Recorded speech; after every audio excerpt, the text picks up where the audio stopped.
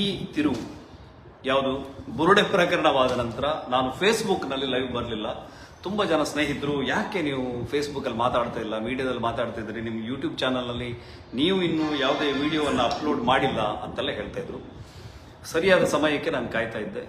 ಇವತ್ತು ಬಹಳ ಮುಖ್ಯವಾದಂಥ, ನಾನು ಇವತ್ತು ಬೆಳಿಗ್ಗೆ ಒಂದು ಪೋಸ್ಟನ್ನು ಹಾಕಿದ್ದೀನಿ. ಒಂದು ಬ್ರೇಕಿಂಗ್ ಅಪ್ಡೇಟ್ಸ್ ಜೊತೆಗೆ ನಾನು ಲೈವ್ ಬರ್ತೀನಿ ಅಂತ ಹೇಳಿದ್ದೀನಿ. 100% ಒಂದು ಬ್ರೇಕಿಂಗ್ ಅಪ್ಡೇಟ್ಸ್ ಇದೆ. ನ್ಯೂಸ್ ಚಾನಲಲ್ಲಿ ಹೇಳುವಂಥ ಬ್ರೇಕಿಂಗ್ ಅಲ್ಲ, ಆ ಥರ ಬ್ರೇಕ್ ಮಾಡುವಂಥದ್ದೇನೂ ಇಲ್ಲ. ಆದರೆ ಒಂದು ಬಹಳ ಮುಖ್ಯವಾದಂಥ ವಿಷಯದ ಜೊತೆಗೆ ಇವತ್ತು ನಾನು ನಿಮ್ಮ ಮುಂದೆ ಬಂದು ಕೂತಿದ್ದೀನಿ.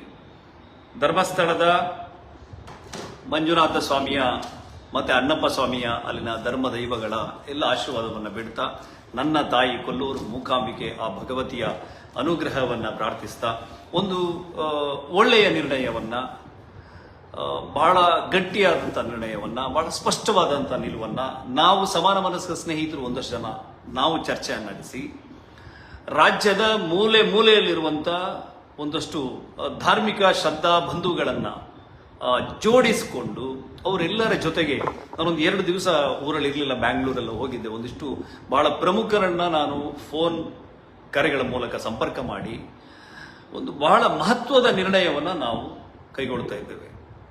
ಹಿಂದೂ ಸಂಘಟನೆಯ ಪ್ರಮುಖರಾದಂಥ ಈ ಹಿಂದೆ ನಮ್ಮ ಜಗದೀಶ್ ಕಾರಂಜಿಯವರು ಇದರ ಬಗ್ಗೆ ನಮಗೆ ಸಲಹೆಯನ್ನು ಕೂಡ ನೀಡಿದರು. ಈ ತರಹದಲ್ಲಿ ನೀವು ಸಂಘಟಿತರಾಗಿ ಕೆಲಸ ಮಾಡಬೇಕು ಎನ್ನುವ ನಿಟ್ಟಿನಲ್ಲಿ ಸಲಹೆಯನ್ನು ಕೊಟ್ಟಿದ್ದರು. ಅವರ ಮಾರ್ಗದರ್ಶನದ ಜೊತೆಗೆ ಇಡೀ ರಾಜ್ಯದಾದ್ಯಂತ ಇರುವಂತಹ ಧಾರ್ಮಿಕ ನಮ್ಮ ಶ್ರದ್ಧಾ ಕೇಂದ್ರಗಳ ಮೇಲೆ ನಡೀತಾ ಇರುವಂತಹ ದುಷ್ಟ ಸಂಚುಗಳನ್ನು ಮುಂದಿನ ದಿನದಲ್ಲೂ ಕೂಡ ನಾವು ಖಂಡಿಸಲಿಕ್ಕೆ, ಅದರ ವಿರುದ್ಧ ಸಿಡಿದು ನಿಲ್ಲಲಿಕ್ಕೆ, ಪ್ರತಿಭಟಿಸಲಿಕ್ಕೆ, ಧ್ವನಿಯಾಗಲಿಕ್ಕೆ, ಧಾರ್ಮಿಕ ಶ್ರದ್ಧಾ ಕೇಂದ್ರಗಳ ಜೊತೆ ನಿಲ್ಲಲಿಕ್ಕೆ ನಾವೊಂದು ದೊಡ್ಡ ಮಟ್ಟದಲ್ಲಿ ಒಂದು ಸಂಘಟನೆಯನ್ನ ಮಾಡ್ತಾ ಇದ್ದೇವೆ.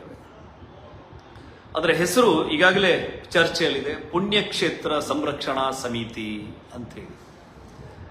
ಪುಣ್ಯಕ್ಷೇತ್ರ ಸಂರಕ್ಷಣಾ ಸಮಿತಿಯ ಮೂಲಕ ನಾವು ಇಡೀ ರಾಜ್ಯದಲ್ಲಿ ಇರುವಂತಹ ಎಲ್ಲ ಶ್ರದ್ಧಾ ಕೇಂದ್ರಗಳ ಮೇಲೆ ಆಗ್ತಾ ಇರುವಂತಹ ಮತ್ತೆ ಆಗಲ್ಪಡುವಂತಹ ದೌರ್ಜನ್ಯ, ಷಡ್ಯಂತ್ರ, ಈ ಗುಂಪು ತಂತ್ರಗಳು, ಕುತಂತ್ರಗಳು, ಇದೆಲ್ಲದರ ವಿರುದ್ಧ ಧ್ವನಿಯಾಗಲಿಕ್ಕೆ ನಾವು ಪುಣ್ಯಕ್ಷೇತ್ರ ಸಂರಕ್ಷಣಾ ಸಮಿತಿಯಾಗಿ ನಿಮ್ಮ ಮುಂದೆ ಬರ್ತಾ ಇದ್ದೇವೆ. ಈಗ ಸದ್ಯದಲ್ಲೇ ಧರ್ಮಸ್ಥಳದಲ್ಲಿ ನಾವೆಲ್ಲರೂ ಸೇರಿ ಇಡೀ ರಾಜ್ಯದಲ್ಲಿ ಇವತ್ತು ಧರ್ಮಸ್ಥಳದ ಮೇಲೆ ಆಗ್ತಾ ಇರುವಂತ, ಆ ನೆಲದ ಮೇಲೆ ಆಗ್ತಾ ಇರುವಂತ ಷಡ್ಯಂತ್ರದ ವಿರುದ್ಧ, ದೌರ್ಜನ್ಯದ ವಿರುದ್ಧ, ದಾಳಿಯ ವಿರುದ್ಧ ಒಂದು ದೊಡ್ಡ ಆಕ್ರೋಶ ಮುಗಿಲಿದ್ದಿದೆ, ಕುದಿತಾ ಇದೆ ಎಲ್ಲರ ಮನಸ್ಸಿನ ಒಳಗಡೆ. ನಾವು ಧರ್ಮಸ್ಥಳಕ್ಕೆ ಧಾವಿಸಿ ಬರ್ತೇವೆ, ನಾವೆಲ್ಲರೂ ಸೇರ್ತೇವೆ, ದೊಡ್ಡ ಸಂಖ್ಯೆಯಲ್ಲಿ ಸೇರಿ ಅಲ್ಲಿ ಸಭೆಯನ್ನ ಮಾಡ್ತೇವೆ. ಈ ರೀತಿಯ ನಿರ್ಣಯಗಳನ್ನು ನಾನು ನಮ್ಮ ಕೋರ್ ಟೀಮ್ನಲ್ಲಿ ಡಿಸ್ಕಷನ್ ಮಾಡಿ ಮತ್ತೆ ಸಾರ್ವಜನಿಕವಾಗಿ ಅದನ್ನ ಇಲ್ಲಿ ನಾನು ಪ್ರಸ್ತಾಪ ಮಾಡ್ತೇನೆ. ಇದು ಬಹಳ ಮುಖ್ಯವಾದಂತ, ಮತ್ತೆ ಇವತ್ತು ನಾನು ಈ ಲೈವ್ ಮೂಲಕ ನಿಮಗೆ ತಲುಪಿಸಲೇಬೇಕಾದಂತ ಒಂದು ಸಂದೇಶ. ಪುಣ್ಯಕ್ಷೇತ್ರ ಸಂರಕ್ಷಣಾ ಸಮಿತಿ ದೊಡ್ಡ ಒಂದು ಶಕ್ತಿಯಾಗಿ ಈ ನಾಡಿನಲ್ಲಿ ಕಾರ್ಯಾಚರಿಸಲಿಕ್ಕಿದೆ. ರಾಜ್ಯದ ಮೂಲೆ ಮೂಲೆಯಲ್ಲಿರುವಂತಹ ಎಲ್ಲ ಧಾರ್ಮಿಕ ಶ್ರದ್ಧಾ ಬಂಧುಗಳನ್ನ ಇದರ ಜೊತೆಗೆ ಜೋಡಿಸಿಕೊಳ್ತೇವೆ. ಒಂದು ದೊಡ್ಡ ಒಂದು ಸಂಘಟನೆಯ ಸ್ವರೂಪವನ್ನು ಇದು ಪಡೆದು, ಯಾಕಂದ್ರೆ ಇವತ್ತು ನಡೀತಾ ಇರುವಂತಹ ಷಡ್ಯಂತ್ರವನ್ನು ನೀವು ಸ್ಪಷ್ಟವಾಗಿ ಗಮನಿಸ್ತಾ ಇದ್ದೀರಿ. ಇಡೀ ರಾಜ್ಯದಲ್ಲಿ ಜನ ಇದನ್ನ ಬೇರೆ ಬೇರೆ ಮಾಧ್ಯಮಗಳ ಮೂಲಕ ನೋಡ್ತಾ ಇದ್ದಾರೆ. ಇದು ಬಹಳ ಸ್ಪಷ್ಟವಾಗಿ ನಮ್ಮ ಧಾರ್ಮಿಕ ಶ್ರದ್ಧಾ ಕೇಂದ್ರವಾದಂಥ ಧರ್ಮಸ್ಥಳದ ಮೇಲೆ ನಡೀತಾ ಇರುವಂತ ಒಂದು ಸ್ಪಷ್ಟವಾದಂಥ ದಾಳಿ. ನಿಮಗೆ ಇಲ್ಲಿ ನಾನು ಕೆಲವು ಬಹಳ ಬಹಳ ಸೂಕ್ಷ್ಮವಾದಂತಹ ವಿಷಯಗಳನ್ನ, SIT ರಚನೆ ಆಗಿದೆ, ಎಲ್ಲ ವಿಚಾರಗಳನ್ನ SITಯ ತನಿಖೆಯ ನಂತರವೇ ನಾವು ಮಾತಾಡಬೇಕು. ಅವರ ಎಲ್ಲ ರೀತಿಯ ತನಿಖೆಗೂ ಕೂಡ ನಾವು ಎಲ್ಲರೂ ಕೂಡ ಸಹಕಾರವನ್ನ ಕೊಡಬೇಕು. ಈಗಾಗಲೇ ಯಾರ ವಿರುದ್ಧ ಇವರು ಆರೋಪವನ್ನ ಹೊರಿಸ್ತಾ ಇದ್ದಾರೋ ಆ ರೀತಿಯಲ್ಲಿ ಬಿಂಬಿಸ್ತಾ ಇದ್ದರು. ಯಾಕಂದ್ರೆ 164 ಸ್ಟೇಟ್ಮೆಂಟ್ ಆಗಲಿ, 182 BNS ಸ್ಟೇಟ್ಮೆಂಟ್ ಆಗಲಿ ಯಾರ ಕೈಗೂ ಸಿಕ್ಕಿಲ್ಲ, ಸಿಗೋದಿಲ್ಲ. ಅದು ಅಂತಹ ವ್ಯವಸ್ಥೆಯಲ್ಲಿ ಜಡ್ಜಸ್ಗಳ ಮುಂದೆ ಸಲ್ಲಿಸಿರುವಂತ ಒಂದು ವರದಿಗಳು. ಆದ್ರೆ ಇಡೀ ಮಾಧ್ಯಮಗಳ ಮುಂದೆ ಇವರು ಯಾರನ್ನ ಇದರ ಹಿಂದೆ ಇರುವಂತವರು ಎನ್ನುವ ರೀತಿ ಬಿಂಬಿಸ್ತಾ ಇದ್ದಾರೆ. ನಮಗೆಲ್ಲ ಸ್ಪಷ್ಟವಾಗಿ ಅರ್ಥ ಆಗಿದೆ. ಅದು ನೇರವಾಗಿ ಟಾರ್ಗೆಟ್ ಧರ್ಮಸ್ಥಳ ಎನ್ನುವುದನ್ನು ನಾವು ಎಲ್ಲರೂ ಅರ್ಥ ಮಾಡ್ಕೊಂಡ್ಬಿಟ್ಟಿದ್ದೀವಿ. ಏನು 13 ಪಾಯಿಂಟ್ಗಳನ್ನು ತೋರಿಸಿ ಅದರಲ್ಲಿ ಎಲ್ಲೋ ಒಂದೆರಡು ಮೂರು ಅಸ್ಥಿ ಪಂಜರದ ಕಳೆ ಬರಹದ ತುಣುಕುಗಳು ಸಿಕ್ಕಿವೆ, ಮೂಳೆಗಳು ಸಿಕ್ಕಿವೆ ಎನ್ನುವಂತ ವರದಿಯನ್ನು ನಾವು ಇನ್ನು ಕೇಳಿದ್ದೇವೆ. ಅದು ಇನ್ನು ಸ್ಪಷ್ಟ ಆಗಿಲ್ಲ. ಅಷ್ಟರಲ್ಲೂ ಒಟ್ಟು ಇನ್ನೆರಡು ಮೂರು ಭಾಗದಲ್ಲಿ ಉತ್ಖನನ ಮಾಡಲಿಕ್ಕಿದೆ. ಇವತ್ತು SITಯ ಸುಪರ್ದಿಯಲ್ಲಿದ್ದಂಥ ವ್ಯಕ್ತಿ ಏನು ಭೀಮಾ ಅಂತ ಹೇಳಿ ಕರೆಯಲ್ಪಡ್ತಾ ಇರುವಂತ ಒಬ್ಬ ಅನಾಮಿಕ ಇವತ್ತು ಬೇರೆ ಜಾಗಕ್ಕೆ ಕರ್ಕೊಂಡು ಹೋಗಿದ್ದಾನೆ. ನನಗೆ ಸರ್ಕಾರದ SITಯ ರಚನೆಯ ತರಾತುರಿಯ ನಿಲುವಿನ ಬಗ್ಗೆ ಒಂದು ಸಣ್ಣ ಅನುಮಾನ ಇದೆ. ಅದನ್ನು ಮುಂದಿನ ದಿನದಲ್ಲಿ ಪರಿಹಾರ ಆಗಬಹುದು ಅಂತ ನಾನು ಅಂದ್ಕೋತೀನಿ. ಒಂದು ಅನುಮಾನ ಏನು ಅಂತ ಹೇಳಿದ್ರೆ, ಈ ಜಿಲ್ಲೆ ಅಂತ ಹೇಳಿದ್ರೆ ನಮ್ಮ ಪಕ್ಕದ ಜಿಲ್ಲೆಯಲ್ಲಿ, ದಕ್ಷಿಣ ಕನ್ನಡ ಜಿಲ್ಲೆ, ಅಲ್ಲಿನ ಪೊಲೀಸ್ ವರಿಷ್ಠಾಧಿಕಾರಿಯಾಗಿರುವಂತಹ ಅರುಣ್ ಕುಮಾರ್ ಅತ್ಯಂತ ದಕ್ಷ, ಅತ್ಯಂತ ಪ್ರಾಮಾಣಿಕ, ಅತ್ಯಂತ ನಿಷ್ಣಾತ, ಅತ್ಯಂತ ಪರಿಣಿತ ಪೊಲೀಸ್ ಅಧಿಕಾರಿ. ಅವರ ಮುಂದೆ ಅವರ ಏನು ಎನ್ಕ್ವೈರಿ ಮಾಡಿದ ತಿಳ್ಕೊಂಡ ಪ್ರಕಾರ ಈ ಪ್ರಕರಣದ ಹಿಂದೆ ಯಾವುದೋ ಒಂದು ಷಡ್ಯಂತ್ರದ ವಾಸನೆ ಅವರಿಗೆ ಬಂದಿತ್ತು.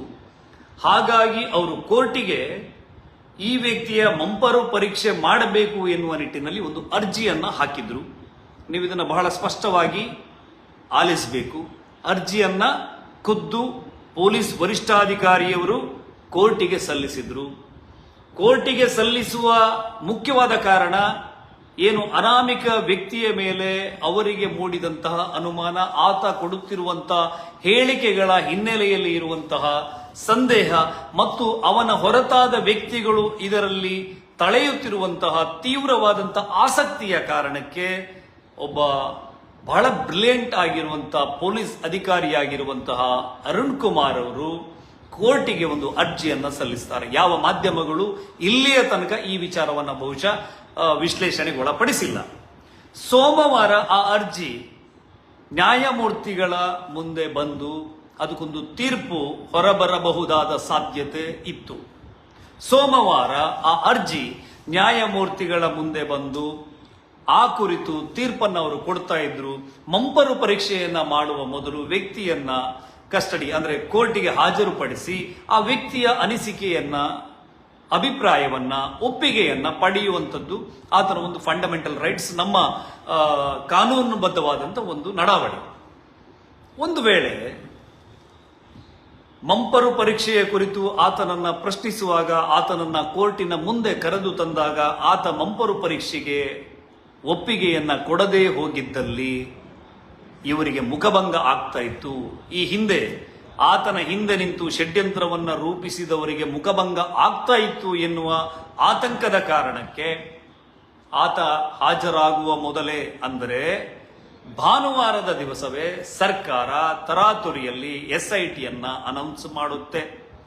ಯಾವ ಅಧಿಕಾರಿ SITಯ ಮುಖ್ಯಸ್ಥರಾಗಿ ಇರಬೇಕು ಎನ್ನುವ ರಿಕ್ವೆಸ್ಟ್ ಅನ್ನ ಹೋರಾಟಗಾರರು ನೀಡಿದ್ರು, ಅದೇ ಅಧಿಕಾರಿಯನ್ನ SITಯ ಪ್ರಮುಖರನ್ನಾಗಿ ನೇಮಕ ಮಾಡಿ SIT ರಚನೆ ಆಗೋಗುತ್ತೆ. ಹಾಗಾಗಿ SP ಕೈಯಲ್ಲಿದ್ದಂತ ಆ ವಿಚಾರಣೆಯ ಜವಾಬ್ದಾರಿ SIT ಸುಪರ್ದಿಗೆ ಬರುತ್ತೆ. ಇಲ್ಲಿ ನನ್ನನ್ನ ಕಾಡುವ ಬಹುಮುಖ್ಯವಾದಂಥ ಒಂದು ಪ್ರಶ್ನೆ, ಇಲ್ಲಿ ಕಾನೂನು ಪರಿಣಿತರಿರ್ಬಹುದು, ತಜ್ಞರಿರ್ಬಹುದು, KV ಧನಂಜಯರಂತಹ ತಜ್ಞ ವಕೀಲರು ಇದನ್ನ ಗಮನಿಸಬಹುದು. ಯಾಕೆಂದ್ರೆ KV ಧನಂಜಯ್ ಅವ್ರನ್ನ ಅಪಾಯಿಂಟ್ ಮಾಡಬೇಕಿದ್ರೆ 5-6 ಲಕ್ಷ ರೂಪಾಯಿ ಬೇಕು ಅಂತ ನಾನು ಅಂದ್ಕೋತೀನಿ. ಸುಪ್ರೀಂ ಕೋರ್ಟ್ ವಕೀಲರು ಇವರು ಕಾಲಿಪುಕ್ಕ ಕೇಸನ್ನು ನಡೆಸ್ತಾ ಇಲ್ಲ ಅನ್ನೋದು ನನಗೆ ಗೊತ್ತಿದೆ. 5-5 ಲಕ್ಷನು ಆ ಏನು ಅನಾಮಿಕನ ಪರವಾಗಿ ಅಷ್ಟು ದುಡ್ಡನ್ನ ಖರ್ಚು ಮಾಡೋರು ಯಾರು ನನಗಂತೂ ಅರ್ಥ ಆಗ್ತಾ ಇಲ್ಲ. ಅನಾಮಿಕನಿಗೆ, ಒಬ್ಬ ಸಾಮಾನ್ಯ ಮನುಷ್ಯನಿಗೆ, ಆತನ ಬಗ್ಗೆ, ಆತನ ನಿಲುವಿನ ಬಗ್ಗೆ ನನಗೆ ಖಂಡಿತವಾಗಿಯೂ ಗೌರವ ಇದೆ.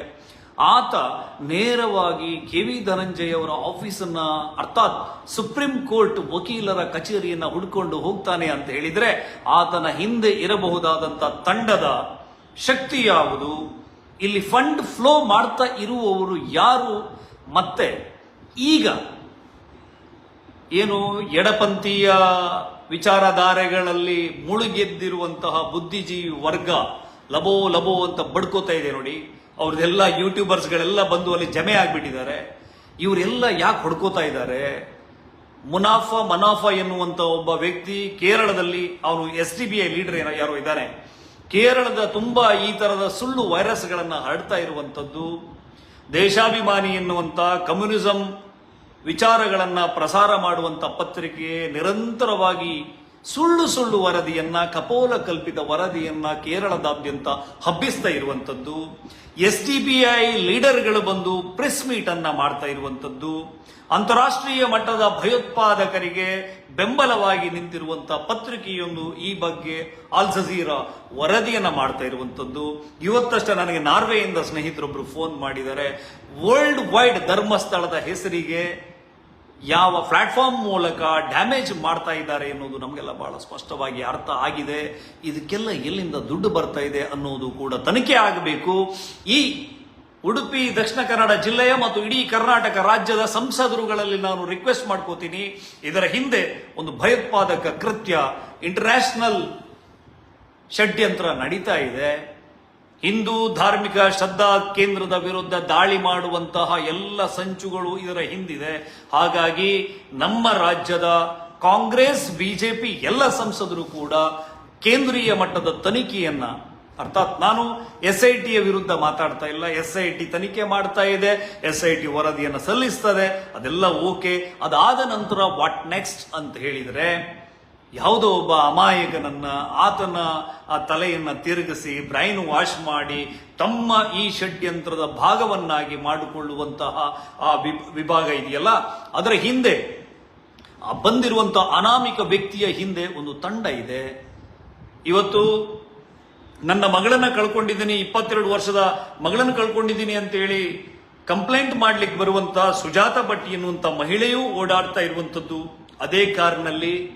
ನಾನು ಹಲವಾರು ನೂರಾರು ಶವಗಳನ್ನ ದಫನ್ ಮಾಡಿದ್ದೀನಿ ಅಂತೇಳಿ ಹೇಳಿಕೆಯನ್ನ ಕೊಟ್ಟುಕೊಂಡು ಪಶ್ಚಾತ್ತಾಪದಿಂದ ಮರುಗ್ತಾ ಇರುವಂತ ವ್ಯಕ್ತಿಯು ಪೊಲೀಸ್ ಠಾಣೆಯನ್ನ ತಲುಪಿರುವುದು ಒಂದೇ ಕಾರಣದಿಂದ. ಸುಜಾತ ಭಟ್ರ ವಕೀಲರಾದಂತಹ ಮಂಜುನಾಥ್ ಎನ್ನುವಂತ ವ್ಯಕ್ತಿಗೆ ಯಾವ ಯಾವ ಪಾಯಿಂಟ್ ನಲ್ಲಿ ಎಷ್ಟೆಷ್ಟು ಅಸ್ಥಿ ಪಂಜರ ಇದೆ ಎನ್ನುವ ಲೆಕ್ಕ ಇದೆಯಂತೆ. ಮಂಜುನಾಥ್ ಅವರ ಸಂದರ್ಭದಲ್ಲಿ ಇವನ್ ಜೊತೆ ಹೂಳಕ್ ಹೋಗಿದ್ರೆ ನನಗೆ ಗೊತ್ತಿಲ್ಲ, ಮಂಜುನಾಥ್ ಅವರಿಗೆ ನಾನು ಕೇಳ್ತೀನಿ.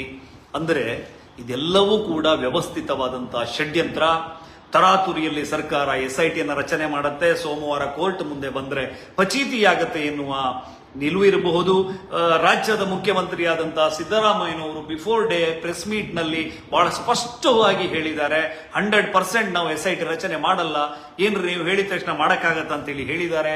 ಹಾಗಿದ್ರೆ ಸಿದ್ದರಾಮಯ್ಯ ಅವರ ಮೇಲೆ ಭಾನುವಾರದ ದಿವಸವೇ ಸಿದ್ದರಾಮಯ್ಯ ಸರ್ಕಾರ ಆದೇಶವನ್ನು ಹೊರಡಿಸಲು ಒತ್ತಡವನ್ನ ಹೇರಿದವರು ಯಾರು? ಹಾಗಿದ್ರೆ ಆ ಪ್ರೆಷರ್ನ ಕ್ರಿಯೇಟ್ ಮಾಡಿರಬಹುದು. ನನ್ನ ಆಕ್ಷೇಪ ಇಲ್ಲ, ಆದ್ರೆ ಒಂದು ಆಕ್ಷೇಪ, ಧರ್ಮಸ್ಥಳಕ್ಕೆ ಸಂಬಂಧಪಟ್ಟಂತ ಕಾನೂನಿನ ಪೀಠವು, ಅವರ ಲೀಗಲ್ ಟೀಮು ಇದನ್ನ ಪ್ರಶ್ನೆ ಮಾಡಿಲ್ಲ. ಪ್ರಶ್ನೆ ಮಾಡಿದ್ರೆ ಸುಮ್ಮನೆ ಅವ್ರ ಮೈ ಮೇಲೆ ಬರುತ್ತೆ ಅನ್ನೋ ಕಾರಣಕ್ಕಿರಬಹುದು. ಒಬ್ಬ ಸಾರ್ವಜನಿಕನಾಗಿ ಈಗಲೇ ಹೇಳಿದ್ದೀನಿ, ನಾನು ಪುಣ್ಯಕ್ಷೇತ್ರ ಸಂರಕ್ಷಣಾ ಸಮಿತಿಯ ಒಬ್ಬ ವ್ಯಕ್ತಿಯಾಗಿ ನಾನು ಪ್ರಶ್ನೆ ಮಾಡ್ತೀನಿ. ಭಾರತದ ಈ ಇತಿಹಾಸದಲ್ಲಿ ಒಬ್ಬ ಸಾಕ್ಷಿದಾರನನ್ನು, ಒಂದು ಶವವನ್ನ ಯಾವುದೋ ಒಬ್ಬ ಯಾರೋ ಮಾಡಿದ ಕೃತ್ಯಕ್ಕೆ ನಾನು ಪಾಲುದಾರ, ನಾನು ತಗೊಂಡೋಗಿ ಅದನ್ನು ಹೂತ್ ಹಾಕಿದ್ದೀನಿ ಅಂತ ಹೇಳಿದ್ರೆ ನಾನು ಕೂಡ ಅದರಲ್ಲಿ ಒಬ್ಬ ಅಪರಾಧಿ ಆಗ್ತೇನೆ, ಸಾಕ್ಷಿಯನ್ನ ನಾಶ ಮಾಡಿದಂತ ಅಪರಾಧಿ ಆಗ್ತೇನೆ ಅಲ್ವಾ? ನಿಮ್ಗೆ ಅರ್ಥ ಆಗ್ತಾ ಇದೆ ಅಂತ ನಾನು ಅನ್ಕೋತೀನಿ. ಈ ಸಾಕ್ಷಿದಾರನನ್ನ ಪೊಲೀಸ್ ಕಸ್ಟಡಿಗೆ ಪಡೆಯದೆ ಆತನ ವಕೀಲರ ಜೊತೆ ಓಡಾಡ್ಲಿಕ್ಕೆ ಬಿಟ್ಟಿರೋದು ಯಾಕೆ? ಪ್ರತಿ ದಿವಸ ಈ ಉತ್ಖನನ ಆದ ನಂತರ ಆ ಸಾಕ್ಷಿದಾರ ಯಾರ ಜೊತೆಗೆ ಕುಳಿತು ಮೀಟಿಂಗ್ ನಲ್ಲಿ ಪಾಲ್ಗೊಳ್ತಾ ಇದ್ದಾನೆ ಎನ್ನುವಂತ ಮಾಹಿತಿಯನ್ನ ನಾನು ಕಲೆಕ್ಟ್ ಮಾಡಿದ್ದೀನಿ. ಸಾಕ್ಷಿದಾರನನ್ನ ಗೌರವದಲ್ಲೇ ಪೊಲೀಸ್ ಕಸ್ಟಡಿ ತಗೋಬಹುದಿತ್ತು, ಸರ್ಕಾರದ ಸುಪರ್ದಿ ತಗೊಳ್ಬಹುದಿತ್ತು, ಯಾವುದಾದ್ರೂ ಕ್ವಾರ್ಟರ್ಸ್ ನಲ್ಲಿ ಉಳಿಲಿಕ್ಕೆ ವ್ಯವಸ್ಥೆ ಮಾಡಿಕೊಡಬಹುದಿತ್ತು. ಆದರೆ ಧರ್ಮಸ್ಥಳದ ವಿರುದ್ಧ ಯಾರು ಇವತ್ತು ಬೀದಿಯಲ್ಲಿ ನಿಂತು ಷಡ್ಯಂತ್ರವನ್ನ ರೂಪಿಸಿದ ವ್ಯಕ್ತಿಗಳು ಮಾತಾಡ್ತಾ ಇದ್ದಾರೋ ಅವರ ಜೊತೆಗೆ ಅನಾಮಿಕ ವ್ಯಕ್ತಿ ಕೂತ್ಕೊಂಡು ಮೀಟಿಂಗ್ ಮಾಡುವಂಥದ್ದು, ಅಥವಾ ಈ ವಕೀಲರ ಜೊತೆಗೆ ಇರುವಂಥದ್ದು, ಆತ ಅವರ ಜೊತೆಗಿದ್ದು ಅವರು ಹೇಳಿಕೊಟ್ಟಂತದ್ದ ವಿಚಾರಗಳನ್ನ ಮರು ದಿವಸ ಬಂದ್ಬಿಟ್ಟು ನನಗೆ ಆ ಅಧಿಕಾರಿ ಪ್ರೆಷರ್ ಹಾಕ್ತಾ ಇದ್ದಾರೆ, ಕ್ವೆಶನ್ ಕೇಳ್ತಾ ಇದ್ದಾರೆ ಅಂತ ಹೇಳಿ SIT ಅಧಿಕಾರಿಗಳ ಮೇಲೆ ಗೂಬೆ ಕೂರಿಸ್ತಾ ಇರುವಂತದ್ದು ನನಗ್ಯಾಕೋ ಒಂದು ರೀತಿಯಲ್ಲಿ ಅನುಮಾನವಾಗಿ ಕಾಡ್ತಾ ಇದೆ ಸ್ವಾಮಿ. ನಂದು ಇದು ಯಾರ ಮೇಲೂ ಕೂಡ ದೂರಲ್ಲ, ಸೆಕೆಂಡ್ ಪಾಯಿಂಟಿಗೆ ಬರ್ತೀನಿ. ಈ ಪಾಯಿಂಟ್ ಇಲ್ಲಿ ನಿಮ್ಮ ಗಮನದಲ್ಲಿರಲಿ. ಸುಜಾತಾ ಭಟ್ ಅವ್ರ ಬಗ್ಗೆ ನಾನು ಈಗಾಗಲೇ ಒಂದಷ್ಟು ಡಿಗ್ ಮಾಡಿದ್ದೀನಿ. ಯಾವ ಆಸ್ಪತ್ರೆಯಲ್ಲಿ ಸುಜಾತಾ ಭಟ್ ಅವರು ಕೆಲಸ ಮಾಡ್ತಾ ಇದ್ರು ಎನ್ನುವ ಮಾಹಿತಿ ಕೂಡ ನನಗೆ ಬಂದಿದೆ. ಪಕ್ಕ ಕನ್ಫರ್ಮ್ ಆದ್ಮೇಲೆ ನಾನೇ ವಿಡಿಯೋ ಮಾಡಿಬಿಡ್ತೀನಿ. CBI ಸ್ಟೆನೋಗ್ರಾಫರ್ ಅಂತ ಹೇಳ್ತಾ ಇರುವಂತಹ ಸುಜಾತಾ ಭಟ್ ಅವರು ನಿಕಟ ಸಂಪರ್ಕವನ್ನ ಹೊಂದಿರ್ತಾರೆ CBI ಅಧಿಕಾರಿಗಳದ್ದು. ತಾನು ಹೊತ್ತು ಹೆತ್ತ ಮಗಳು ಸತ್ತೋದ್ಲಾ ಎತ್ತೋದ್ಲಾ ಅನ್ನೋದು ಗೊತ್ತಾಗದೇ ಇರುವಾಗ, ತನ್ನದೇ ಮೇಲೆ ದೌರ್ಜನ್ಯ ಆದಾಗ, ಪೊಲೀಸರು ತನ್ನ ಕಂಪ್ಲೇಂಟ್ ಅನ್ನ ಸ್ವೀಕಾರ ಮಾಡದೇ ಇದ್ದಾಗ ಸುಜಾತಾ ಭಟ್ ಯಾಕೆ ತನಗೆ ಇರುವ ಸಂಪರ್ಕದ ಮೂಲಕ CBI ಅಧಿಕಾರಿಗಳ ಮೂಲಕ ಇದರ ಮೇಲೆ ಒಂದು ಕಂಪ್ಲೇಂಟ್ ಅನ್ನ ದಾಖಲು ಮಾಡಲಿಲ್ಲ? ಈ ಪ್ರಶ್ನೆ ನನಗೆ ಮಾತ್ರ ಹುಟ್ಟೋದಾ, ನಿಮಗೂ ಹುಟ್ಟೋದಿಲ್ವಾ? ಸುಜಾತಾ ಭಟ್ ಮಗಳು ಅನನ್ಯ ಭಟ್ ಯಾರು, ಅವ್ರು ಎಲ್ಲಿ ಓದಿದ್ದಾರೆ, ಎಲ್ಲ ಡೀಟೇಲ್ಗಳು ಕೂಡ ಅನುಮಾನದಿಂದ ಕೂಡಿವೆ, ಅನುಮಾನವನ್ನ ಕಾಡಿಸ್ತಾ ಇದೆ. ಅವರು ಬೇರೆ ಬೇರೆ ಕಥೆಯನ್ನು ಹೇಳ್ತಾ ಇದ್ದಾರೆ. ಅದ್ರ ಬಗ್ಗೆನೂ ನನ್ನ ಪ್ರಶ್ನೆಗಳಿವೆ. ನಾನು ಸದ್ಯದಲ್ಲೇ ಒಂದು ಎವಿಡೆನ್ಸ್ ಇಟ್ಕೊಂಡು ನಿಮ್ಮ ಮುಂದೆ ಬರ್ತೀನಿ. ಇನ್ನೊಂದು ಬ್ಲಾಸ್ಟಿಂಗ್ ಬ್ರೇಕಿಂಗ್ ಅಂತೆಲ್ಲ ನಾನೇನು ಕೂಗಲ್ಲ, ಆದರೆ ಸದ್ಯದಲ್ಲೇ ನಿಮ್ಮ ಮುಂದೆ ಓರ್ವ ವ್ಯಕ್ತಿಯನ್ನು ನಾನು ತರ್ತಾ ಇದ್ದೇನೆ. ಸೌಜನ್ಯ ಪರವಾದಂತಹ ಹೋರಾಟವನ್ನ ಮಾಡುವಾಗ ಸೌಜನ್ಯ ಎನ್ನುವಂತ ಹೆಣ್ಣು ಮಗುವಿಗೆ ನ್ಯಾಯ ಸಿಗಬೇಕು ಎನ್ನುವ ನಿಟ್ಟಿನಲ್ಲಿ ಓರ್ವ ವ್ಯಕ್ತಿ ಇವರ ತಂಡವನ್ನ ಸೇರ್ಕೊಳ್ತಾರೆ. ಆ ವ್ಯಕ್ತಿ ಕೆಲವು ವ್ಯಕ್ತಿಗಳ ಜೊತೆಗೆ, ಸೌಜನ್ಯ ಹೋರಾಟಗಾರರ ಜೊತೆಗೆ ಫೋನ್ ಸಂಪರ್ಕದಲ್ಲಿದ್ರು. ಆ ಫೋನ್ ಸಂಪರ್ಕದಲ್ಲಿ ಈ ಬುರುಡೆ ಪ್ರಕರಣ ಕೂಡ ಬರ್ತದೆ. ಇವತ್ತಲ್ಲ, ನಿನ್ನೆ ಅಲ್ಲ, ಮೊನ್ನೆ ಅಲ್ಲ, 1 ತಿಂಗಳ ಹಿಂದೆ ಅಲ್ಲ, 6 ತಿಂಗಳ ಹಿಂದೆ ಅಲ್ಲ, 1.5 ವರ್ಷದ ಹಿಂದೆ ಈ ಬುರುಡೆ ಪ್ರಕರಣದ ಕತೆ ಆ ಫೋನ್ ಕಾಲಲ್ಲಿ ಚರ್ಚೆ ಆಗತ್ತೆ. ನಾವು ಆತನನ್ನ ಹುಡುಕ್ತಾ ಇದ್ದೇವೆ, ಆತ ಸಿಕ್ಕಿದ ಮೇಲೆ ಮಾರಿ ಹಬ್ಬ ಎನ್ನುವಂತಹ ಉಲ್ಲೇಖವನ್ನು ಅವರು ಮಾಡಿರ್ತಾರೆ. ಆಮೇಲೆ ಒಬ್ಬ ವ್ಯಕ್ತಿಯ ಮನೆಯನ್ನ ಸಂಪರ್ಕ ಮಾಡಿ ನೀವು ಸುಳ್ಳನ್ನ ಹೇಳಬೇಕು, ನಾವು ಏನ್ ಹೇಳ್ಕೊಡ್ತೀವಿ ಆ ರೀತಿ ಸುಳ್ಳನ್ನ ಹೇಳಬೇಕು, ಅದರ ನಂತರ ನಿಮ್ಗೆ ತುಂಬಾ ಹಣ ಬರುತ್ತೆ ಎನ್ನುವಂತ ಆಮಿಷವನ್ನ ಒಡ್ಡಿದ್ದಾರೆ. ಆ ಸಂದರ್ಭದಲ್ಲೂ ಕೂಡ ಈಗ ನನ್ನ ಸಂಪರ್ಕದಲ್ಲಿರುವಂತ ಈ ತಲೆಗೆ ಅವರು ತುಂಬಿಸಿದಂತ ಸೆಗಣಿಯನ್ನ ಕ್ಲಿಯರ್ ಮಾಡ್ಕೊಂಡು, ನಾನು ಮಂಜುನಾಥ ಸ್ವಾಮಿಯ ಕ್ಷೇತ್ರಕ್ಕೆ ಇವತ್ತು ಅನ್ಯಾಯ ಆಗ್ತಿದೆ, ಮಂಜುನಾಥ ಸ್ವಾಮಿ ಕ್ಷೇತ್ರದ ಪರವಾಗಿ ನಾನು ನಿಲ್ತೇನೆ ಅಂತೇಳಿ ನನ್ನನ್ನು ಸಂಪರ್ಕ ಮಾಡಿರುವಂಥ ವ್ಯಕ್ತಿಯನ್ನು ಸದ್ಯದಲ್ಲೇ ನಿಮ್ಮ ಮುಂದೆ ನಾನು ಹಾಜರುಪಡಿಸ್ತೇನೆ. ಅವರಿಗೆ ಈ ವ್ಯವಸ್ಥೆ, ಪೊಲೀಸ್ ವ್ಯವಸ್ಥೆ ಭದ್ರತೆಯನ್ನ, ಸುರಕ್ಷತೆಯನ್ನು ಒದಗಿಸಿಕೊಡ್ಬೇಕು. ಮತ್ತೆ ಅವರನ್ನ ರಕ್ಷಿಸುವಂತ ಜವಾಬ್ದಾರಿ ನಮ್ಮ ಮೇಲಿದೆ. ಅವರು ಹೇಳುವಂತಹ ಕರಾಳ ಸತ್ಯಗಳನ್ನ ನಾನು ರಿವೀಲ್ ಮಾಡ್ತೀನಿ ಸದ್ಯದಲ್ಲೇ. ಸೌಜನ್ಯ ಪ್ರಕರಣಕ್ಕೆ ಸಂಬಂಧಪಟ್ಟಂತಹ ಒಬ್ಬ ಸಾಕ್ಷಿ, ಇಲ್ಲಿಯ ತನಕ ಮಾತಾಡದೇ ಇರುವಂತಹ ಸಾಕ್ಷಿಯೂ ಕೂಡ ನನ್ನ ಸಂಪರ್ಕದಲ್ಲಿದ್ದಾರೆ. ಸದ್ಯದಲ್ಲಿ ಅವರ ವಿಡಿಯೋ ಕೂಡ ನಾನು ರಿಲೀಸ್ ಮಾಡ್ತಾ ಇದ್ದೇನೆ. ಇನ್ನೊಂದು ಪಾಯಿಂಟ್ ನಾನು ಮಾಡಿ ಇಟ್ಟಿದ್ದೇನೆ, ಯಾವ್ಯಾವ ವಿಷಯದಲ್ಲಿ ಇವತ್ತು ಮಾತಾಡಬೇಕು ಅಂತೇಳಿ. ಜಾಸ್ತಿ ಟೈಮ್ ತಗೊಳ್ಳೋದಿಲ್ಲ, ಲೈವ್ ಇಂದ ಬೇಗ ನಿರ್ಗಮಿಸ್ತೇನೆ. ಆದ್ರೆ ದಯವಿಟ್ಟು ಇವತ್ತಿನ, ನಾನು ಯಾವತ್ತೂ ಕೇಳಿರ್ಲಿಕ್ಕಿಲ್ಲ ನಿಮ್ಮ ಹತ್ರ, ಇವತ್ತಿನ ಲೈವ್ ಅನ್ನ ನೀವು ರೀಚ್ ಮಾಡಿಸಿ. ಪುಣ್ಯಕ್ಷೇತ್ರ ಸಂರಕ್ಷಣಾ ಸಮಿತಿಯ ಬಗ್ಗೆ ಹೇಳಿದೆ ನಾನು. ಜಾಗ ತೋರಿಸುವ ಜಾಗ ಬಿಟ್ಟು ಬೇರೆ ಕಡೆ ಹೋಗ್ತಾ ಇರೋದು ಯಾಕೆ ಅಂತ ಹೇಳಿ ನಾನು ಪ್ರಶ್ನೆ ಕೇಳಿದ್ದೀನಿ. ಇನ್ನು ಧರ್ಮಸ್ಥಳದ ನೆಲವಾಸಿಗಳ ಮನಸ್ಸಿನಲ್ಲಿ ಆಗ್ತಾ ಇರುವಂತ ಪರಿವರ್ತನೆ, 2 ವಿಡಿಯೋಗಳನ್ನ ನೋಡಿದೆ. ಯಾವುದೋ ಏನು ರೀಲ್ಸ್ ಹುಚ್ಚರುಗಳನ್ನ ಹಿಡ್ಕೊಂಡು ಬಾರಿಸಿದ್ದಾರೆ ಅನ್ನೋ ರೀತಿಯಲ್ಲಿ ಕೆಲವು ವಿಡಿಯೋಗಳನ್ನು ನೋಡಿದೆ.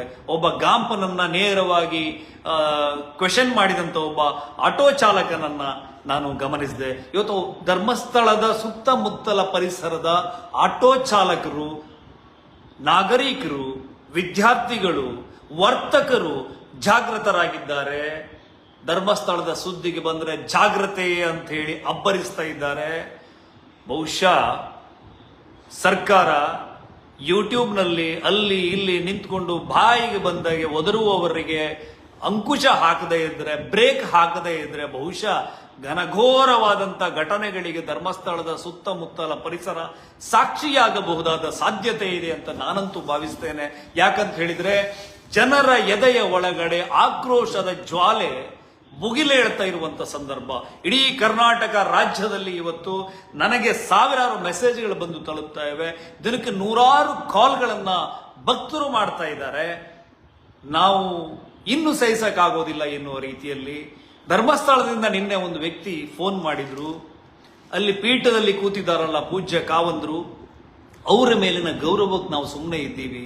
ಇಲ್ದಿದ್ರೆ ಅವನ ಮನೆಗೆ ನುಗ್ಗಿ ಕಾಲರ್ ಪಟ್ಟಿ ಎಳ್ಕೊಂಡು ಬಂದು ರಸ್ತೆಗೆ ಹಾಕಿ ಜಾಡಿಸ್ತಾ ಇದ್ವಿ ಅಂತೇಳಿ ಒಬ್ಬ ಹಿರಿಯ ಜೀವಿ ಅಸಹಾಯಕತೆಯಿಂದ ನೋವನ್ನು ಹಂಚಿಕೊಳ್ತಾ ಇದ್ದಾರೆ. ನೋಡಿ, 70-80 ವರ್ಷದವರ ನೆತ್ತರೆ ಕುದಿತಾ ಇದೆ ಅಂತ ಹೇಳಿದ್ರೆ, ಧರ್ಮಸ್ಥಳದಲ್ಲೇ ಬದುಕಿ ಅಲ್ಲಿನ ಸುತ್ತಮುತ್ತಲ ಪರಿಸರದಲ್ಲೇ ತನ್ನ ಬದುಕನ್ನ ಕಟ್ಟಿಕೊಂಡಂತ ಶಕ್ತ ಯುವ ವರ್ಗ ಸುಮ್ಮನೆ ಇದೆ ಅಂತ ಅನ್ಕೊಂಡಿದ್ದೀರ ನೀವು? ಇಡೀ ರಾಜ್ಯದಲ್ಲಿರುವಂತಹ ಹಿಂದೂ ಪರ ಸಂಘಟನೆಯ ಕಾರ್ಯಕರ್ತ ಬಂಧುಗಳಿಗೆ ನಾನೊಂದು ರಿಕ್ವೆಸ್ಟ್ ಮಾಡ್ಕೊಳ್ತಾ ಇದ್ದೇನೆ. ಹಿಂದುತ್ವ ಅಂತ ಹೇಳಿದ್ರೆ ಬಿಜೆಪಿಗೆ ವೋಟ್ ಒತ್ತೋದಲ್ಲ ಅಂತೇಳಿ ಇವತ್ತೊಬ್ರು ಅಕ್ಕ ಬರೆದಿದ್ದಾರೆ. ಖಂಡಿತ ನಾನು ಅದನ್ನ ಅಗ್ರಿ ಮಾಡ್ತೀನಿ. ದಯವಿಟ್ಟು ಹಿಂದೂ ಧರ್ಮಕ್ಕೆ, ಹಿಂದೂ ಶ್ರದ್ಧಾ ಕೇಂದ್ರಕ್ಕೆ ಈ ರೀತಿಯ ಸಂಚನ್ನ ಯಾರಾದರೂ ಮಾಡಿ ಅದರ ವಿರುದ್ಧ ಒಂದು ಭಾವನೆಯನ್ನ, ನಂಬಿಕೆಯನ್ನ ಕದಡುವಂತ ಸಂದರ್ಭದಲ್ಲಿ ನಾವು ಮನೆಯಲ್ಲಿ ಹೊತ್ಕೊಂಡು ಮಲ್ಕೊಂಡ್ರೆ ಅದಕ್ಕೆ ಅರ್ಥ ಇದೆಯಾ? ಕೇಸರಿ ಶಾಲ್ ಹಾಕೊಂಡು ನಾನೊಬ್ಬ ಹಿಂದೂವಾದಿ ಅಂತ ಹೇಳಿದ್ರೆ ಬೆಲೆ ಇದೆಯಾ? ಜೈ ಹಿಂದುತ್ವ, ನಾವೆಲ್ಲ ಹಿಂದೂ, ನಾವೆಲ್ಲ ಒಂದು ಅಂತ ಹೇಳಿದ್ರೆ ಅದಕ್ಕೆ ಗೌರವ ಇದೆಯಾ? ಸ್ನೇಹಿತರೆ, ನಾವೆಲ್ಲರೂ ಸಂಘಟಿತರಾಗೋಣ, ಬೀದಿಗೆ ಇಳಿಯೋಣ, ಪ್ರಶ್ನೆ ಮಾಡೋಣ, ಧಿಕ್ಕರಿಸೋಣ. ಇವತ್ತು ಯಾವುದೇ ಮಾತಾ ಭಗಿನಿಯರು ಪ್ರಶ್ನೆ ಮಾಡಿದರೆ ನಿನ್ನನ್ನು ರೇಪ್ ಮಾಡಿದಾರಾ, ನೀನು ಅವ್ರ ಜೊತೆ ಅಡ್ಜಸ್ಟ್ಮೆಂಟ್ ಅಲ್ಲಿ ಇದೆಯಾ ಅಂತ ಹೇಳಿ ನಮ್ಮ ಅಕ್ಕ ತಂಗಿಯರಿಗೆ ಅವಮಾನ ಮಾಡ್ತಾ ಇದ್ದಾರೆ. ಅಂತವರು ಸಿಕ್ಕಿದ್ರೆ ಹಿಡಿದು ಬಾರಿಸಬೇಕು ಎನ್ನುವಂತ ಸಿಟ್ಟು ಎಲ್ಲರಲ್ಲೂ ಮುಗಿಲೇಳುತ್ತಾ ಇದೆ. ದಯವಿಟ್ಟು ಜಾಗೃತರಾಗಿ.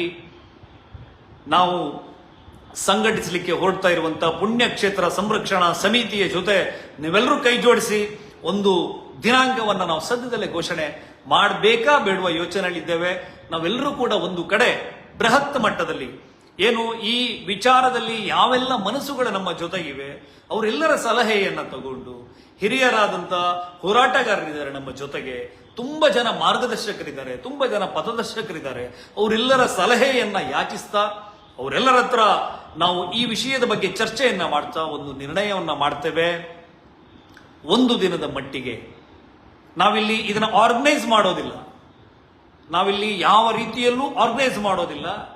ನೀವೇ ಸ್ವಪ್ರೇರಣೆಯಿಂದ ಪ್ರತಿ ವರ್ಷ ಲಕ್ಷ ದೀಪೋತ್ಸವಕ್ಕೂ ಇನ್ನೊಂದು ಯಾವುದೋ ದಿವಸನೋ ಧರ್ಮಸ್ಥಳಕ್ಕೆ ನೀವು ಹೆಂಗೆ ಫ್ಯಾಮಿಲಿ ಸಮೇತ ಎದ್ದು ಬರ್ತೀರೋ, ನಿಮ್ಮ ಮನೆಯಲ್ಲಿ ಅಳುವ ಅಥವಾ ನಗುವ ಪುಟ್ಟ ಹಸುಗೂಸಿದ್ರೂ ಕೂಡ ಆ ಮಗುವನ್ನ ಹೊತ್ಕೊಂಡು ಕರ್ಕೊಂಡು ಬನ್ನಿ. ಆ ಮಗು ಇದನ್ನ ನೋಡ್ಲಿ. ಒಂದು ಐತಿಹಾಸಿಕವಾದ ಒಂದು ಆಕ್ರೋಶದ ಸಭೆಗೆ ನಾವೆಲ್ಲ ಸಾಕ್ಷಿಯಾಗೋಣ. ಧರ್ಮದ ಒಡೆಯ, ಧರ್ಮದ ನೆಲದಲ್ಲಿ ನೆಲೆಸಿರುವಂತಹ, ಇಡೀ ಜಗತ್ತಿಗೆ ಸತ್ಯ, ನ್ಯಾಯ, ನೀತಿ, ಧರ್ಮವನ್ನ ಬೋಧಿಸುವಂತಹ ಆ ನೆಲದಲ್ಲಿ, ಆ ನೆಲದ ಮೇಲೆ ಆಗುವ ಅನ್ಯಾಯವನ್ನ ನಾವು ಅಲ್ಲಿನ ಋಣದಲ್ಲಿರುವವರು ಧಿಕ್ಕರಿಸಿ ನಿಲ್ಲದೆ ಇದ್ರೆ ನಾವು ನಮಗೊಂದು ನಮ್ಮ ಬದುಕಿಗೆ ಒಂದು ಅರ್ಥ ಇರೋದಿಲ್ಲ ಅಂತ ಹೇಳ್ತಾ ಇವತ್ತಿನ ಲೈವ್ ಅನ್ನ ನಾನು ಬಹುಶಃ ಮುಗಿಸ್ತಾ ಇದ್ದೇನೆ. ನಿಮ್ಮಲ್ಲಿ ನಂದು ವಿನಂತಿ, ನಾನು ತುಂಬಾ ವಿಷಯಗಳ ಬಗ್ಗೆ ಇಲ್ಲಿ ಹೇಳಲ್ಲ, ಮತ್ತೆ ಪದೇ ಪದೇ ನಾನು ಈ ವಿಷಯದಲ್ಲಿ ಲೈವ್ ಕೂಡ ಬರೋದಿಲ್ಲ. ಏನು ಈ ಮುಂದಿನ ಯೋಜನೆ ಏನು ಅದರ ಬಗ್ಗೆ ನಾನು ಮಾತಾಡ್ತೀನಿ. ನಾನು ಪಬ್ಲಿಕ್ ಮಿರರ್ ಮೂಲಕ ವಿಡಿಯೋಗಳನ್ನ ಅಥವಾ ನನ್ನ ಫೇಸ್ಬುಕ್ ಅಲ್ಲಿ ನಾನು ಕ್ರಿಯೇಟ್ ಮಾಡಿರುವಂತಹ ವಿಡಿಯೋಗಳನ್ನ ಹಾಕ್ತೀನಿ. ದುಷ್ಟರ ಬಗ್ಗೆ, ನನ್ನ ಮೇಲೆ ದೂರ್ತಾ ಇರುವವರ ಬಗ್ಗೆ, ನನಗೆ ಇಡೀ ದಿನ ಬರ್ತಾ ಇರುವಂತಹ ಕೊಲೆಬೆದರಿಕೆಗಳ ಬಗ್ಗೆ ನಾನೇನು ಹೇಳಿ ಹೆದರ್ಕೊಂಡು ನನಗೆ ರಕ್ಷಣೆ ಬೇಕು ಅಂತಾನೂ ಹೇಳ್ತಾ ಇಲ್ಲ. ಅವ್ರಿಗೆ ನಾನು ಕಂಪ್ಲೇಂಟ್ ಕೂಡ ಮಾಡ್ತಾ ಇಲ್ಲ. ನಾನು ಕಂಪ್ಲೇಂಟ್ ಮಾಡೋದು ಅಣ್ಣಪ್ಪ ಸ್ವಾಮಿಗೆ, ಮಂಜುನಾಥ ಸ್ವಾಮಿಗೆ ಪ್ರತಿದಿನ ಫೋನ್ ಮಾಡಿ ಬೆದರಿಸೋದು, ನಿನ್ನ ಹಂಗ್ ಮಾಡ್ತೀನಿ ಹಿಂಗ್ ಮಾಡ್ತೀನಿ ಅಂತ ಹೇಳೋದು ಇದೆಲ್ಲ ಸಾಮಾನ್ಯ ಆಗಿದೆ. ನೀವು ಯಾರು ಕೂಡ ಇಂಥವಕ್ಕೆಲ್ಲ ಹೆದರಬೇಡಿ. ಯಾಕಂದ್ರೆ ಇವ್ರನ್ನೆಲ್ಲ ಫೇಸ್ ಮಾಡ್ಕೊಂಡು ನಾವೆಲ್ಲ ಚೆನ್ನಾಗಿದ್ದೀವಿ. ಯಾರೇ ಬಂದರೂ ಕೂಡ ಅವರನ್ನು ಎದುರಿಸುವಂತ ಶಕ್ತಿ ನಮಗಿದೆ. ಹಿಂದೆ ಅಣ್ಣಪ್ಪ ಸ್ವಾಮಿ ವೀರಭದ್ರ ನಮ್ಮ ಜೊತೆಗೆ ಇದ್ದಾರೆ ಅಂತ ಹೇಳಿ ನಂಬ್ತಾ, ಭಗವತಿ ಕೊಲ್ಲೂರು ಮೂಕಾಂಬಿಕೆಯನ್ನ ಮತ್ತೆ ನೆನಪು ಮಾಡಿಕೊಳ್ತಾ, ಮಂಜುನಾಥ ಸ್ವಾಮಿಗೆ ನಮಸ್ಕಾರ ಮಾಡ್ತಾ, ನೀವೆಲ್ಲರೂ ಸಿಡಿದು ನಿಲ್ಲಿ. ಇವತ್ತು ಧರ್ಮಸ್ಥಳದಲ್ಲಿ ಸಿಡಿದು ನಿಂತಿದ್ದಾರೆ ನೋಡಿ, ಆ ಆಟೋ ಅಣ್ಣಂದರಿಗೆ ಇಲ್ಲಿಂದಲೇ ಒಂದು ಸಲ್ಯೂಟ್ ಅನ್ನ ಸಲ್ಲಿಸ್ತಾ ನನ್ನ ಲೈವ್ ಅನ್ನ ಮುಗಿಸ್ತೀನಿ. ನಮಸ್ತೆ.